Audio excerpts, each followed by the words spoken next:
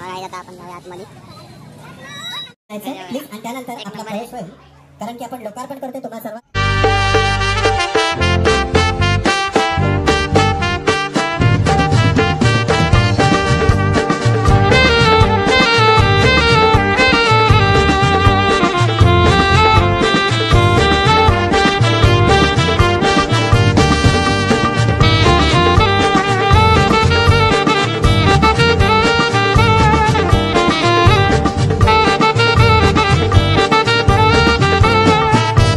नमस्कार मंडळी, आर्यन मात्रे ब्लॉग्स मध्ये स्वागत आहे आपला आजचा कंटेंट म्हणजे आहे आपल्या शिवाजी पार्कच्या गार्डनचं उद्घाटन। आता तिकडे चाललोय आम्ही, तिथे बस केलंय, मी आपली स्कूटी घेऊन चाललोय शिवाजी पार्कला। समाधान दादांनी बांधलंय ते सगळं गार्डन। चला आता कंटिन्यू राहा, चॅनलला लाईक करा, कमेंट करा, शेअर करा, सबस्क्राईब करायला विसरू नका।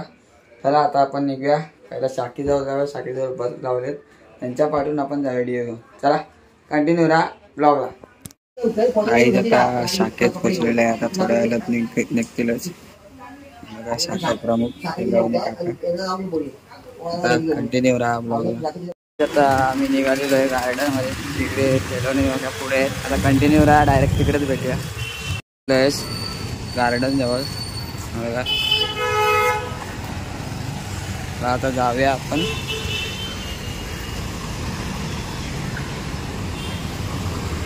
बघा गाइस गार्डन।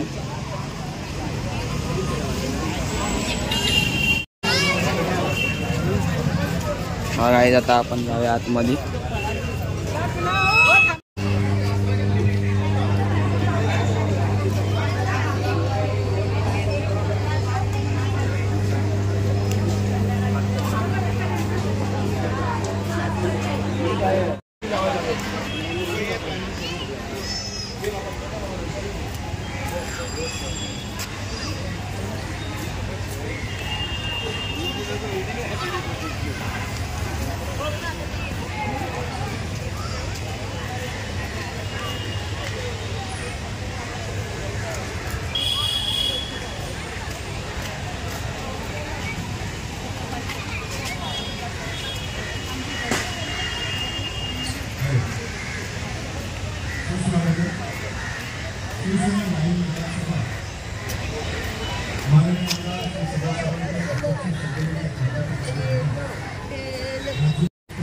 नाही आता थोड्या वेळात दादा येईलच।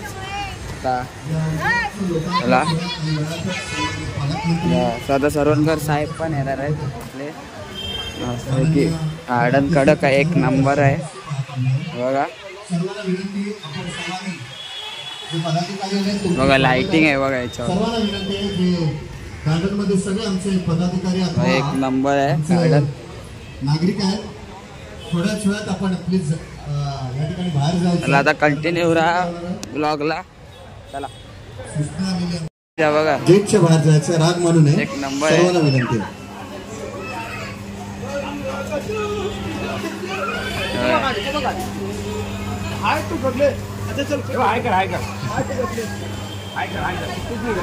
बघा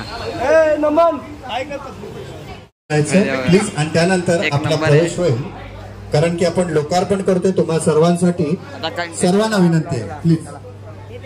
काही आता ओपनिंगला रिव्ह्यू म्हणतायत हे बघा।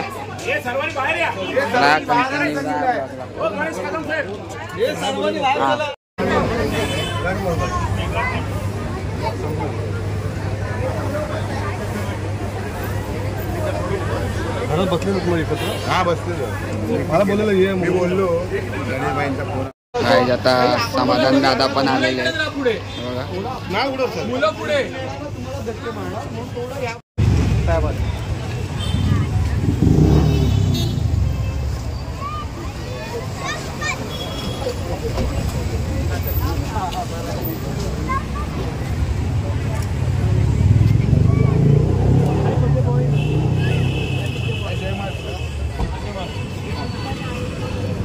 Hi Jay.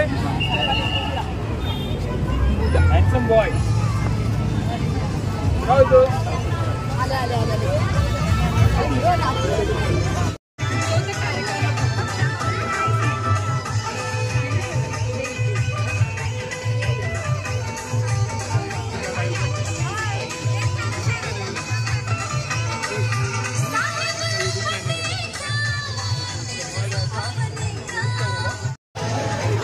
शालेय शिक्षण मंत्री महाराष्ट्र राज्य माननीय नामदार दीपक केसरकर साहेबांच्या शुभ हस्ते माई मंगेशकर उद्यानाचं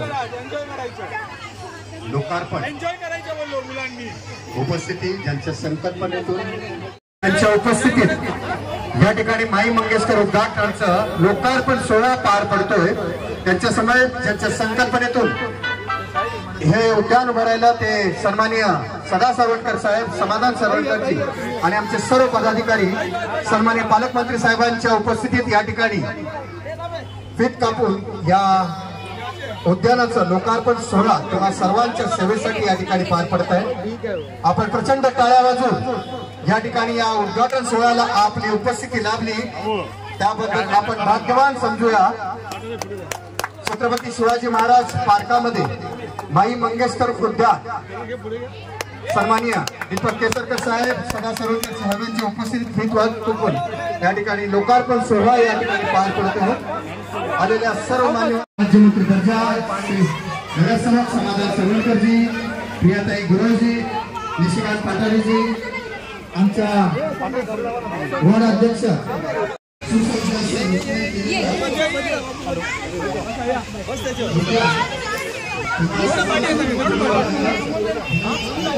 फोटो फोटो फोटो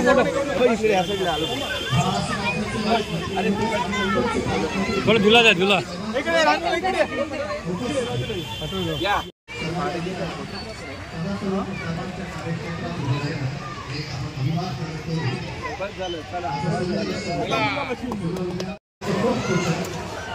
हे पण छान आहे ना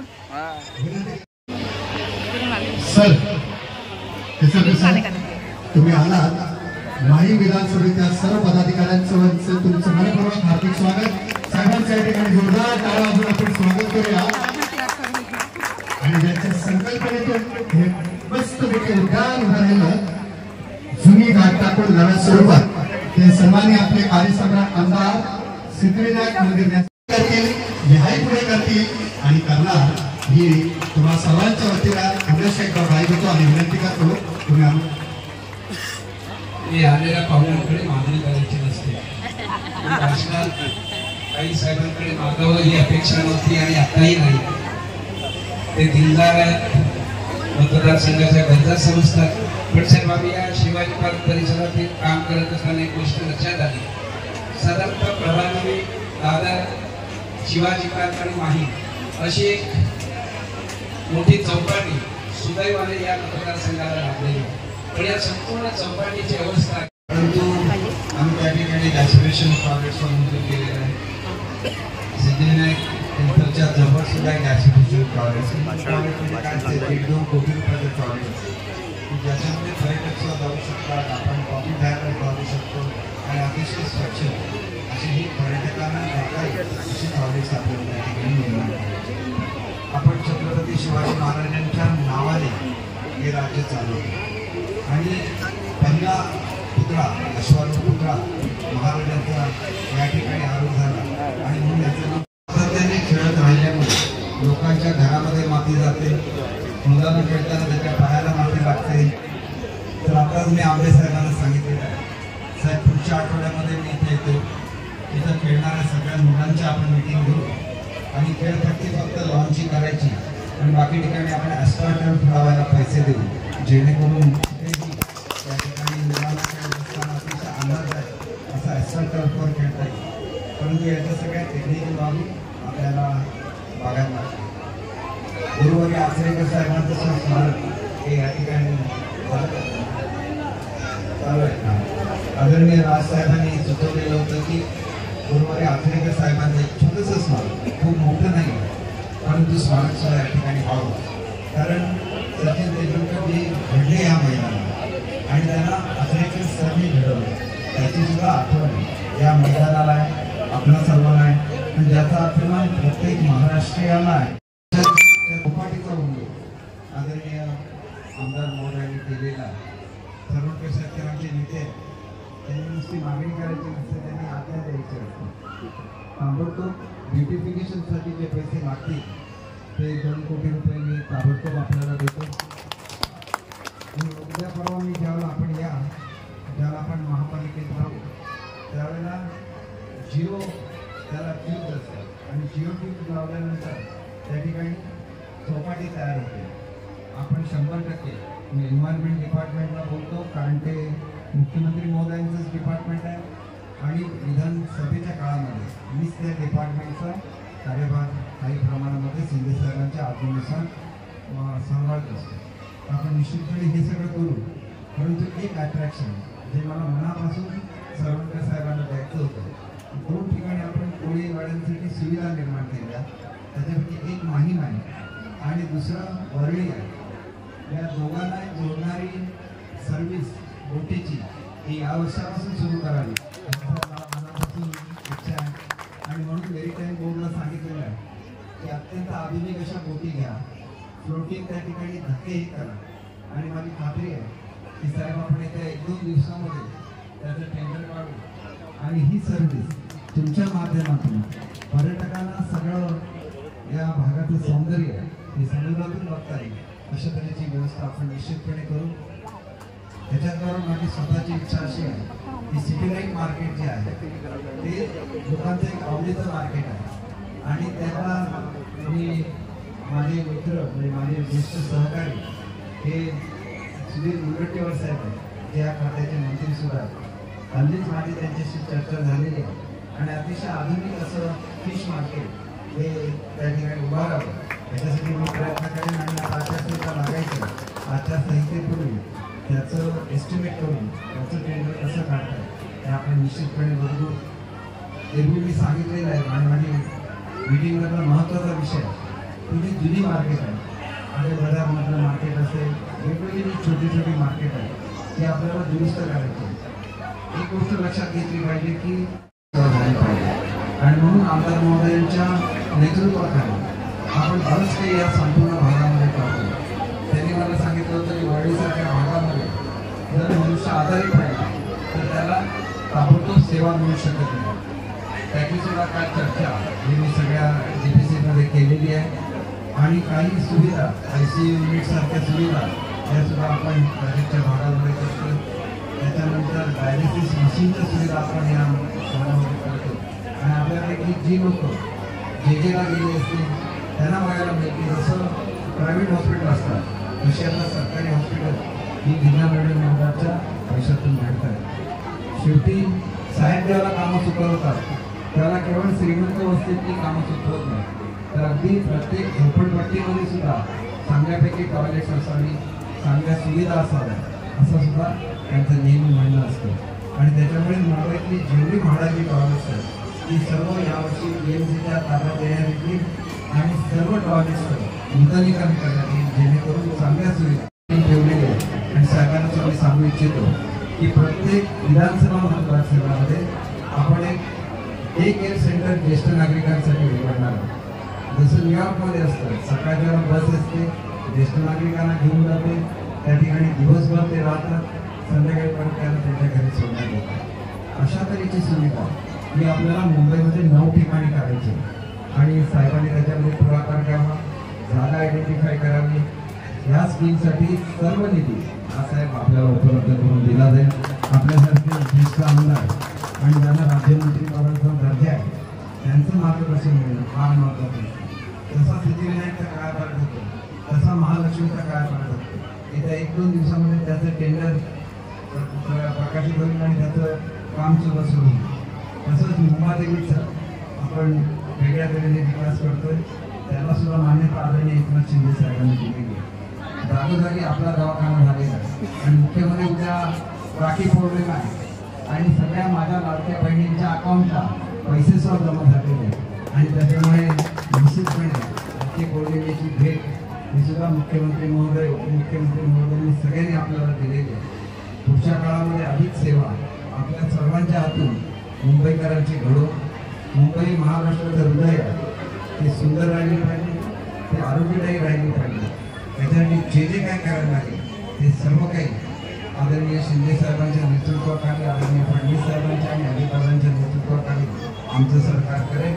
आणि मी तुम्हाला एकच गोष्ट सांगतो, एकनाथ शिंदे साहेब असे एक नेते आहेत की रात्री 12 वाजता त्यांना कोणाचा तरी फोन आला की एका मुलीने आपल्याकडे फी भरायला लागली म्हणून आत्महत्या केली. 1:30 वाजता त्यांचा फोन, 8 वाजता त्यांनी घोषणा केली की महाराष्ट्रातल्या सर्व मुलींना शिक्षण मोफत आहे. त्यांना डॉक्टर बनायचं असेल, त्यांना इंजिनियर बनायचं असेल, शेवटी जो मनुष्य गरिबीतून मोठा होतो त्याला गरिबांच्या दुःखाची जाणीव असते. आणि ही महाराष्ट्राची परंपरा राहिलेली आहे आणि ती परंपरा एकनाथ शिंदे साहेब कायम ठेवतात. म्हणून आम्हाला त्यांचा अभिमान आहे. म्हणून आमच्यासारखे त्यांचे सर्व सहकारी दिवस रात्र काम करत असतात आणि तसंच आम्ही काम करत राहू, आपल्या सगळ्यांची सेवा करत राहू. ही आपल्या सर्वांना या प्रसंगी मी पुन्हा एकदा हमी देतो. उद्या राखी पौर्णिमेच्या, रक्षाबंधनाच्या आणि त्याच्याचबरोबर येणाऱ्या गोकुळाष्टमीच्या आपल्याला मनापासून शुभेच्छा देतो. आणि यावेळेला सुद्धा जिल्हा नियोजन मंडळाच्या माध्यमातून 2 कोटी रुपयाचा निधी आम्ही प्रो गोविंदासाठी दिलेला आहे. आपला गोविंदांसाठी जगभर वाढावा म्हणून आदरणीय शिंदे साहेब याचं आयोजन करत असतात, सर्वेचं आयोजन करत असतात. त्याला सुद्धा आपण अवश्य उपस्थित राहावं एवढं आपल्या सर्वांना विनंती करतो.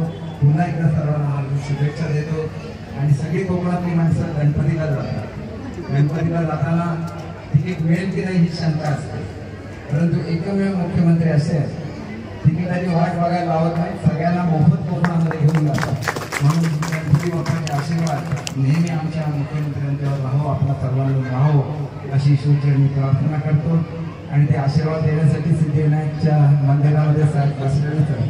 त्यांना मनापासून शुभेच्छा देतो की पुढची 5 वर्ष सुद्धा आपल्याकडून अशीच सेवा तुमच्या मतदारसंघाची होत राहो अशी मी ईश्वरचरणी प्रार्थना करतो. आणि माझी 2 शब्द संपवतो. जय हिंद.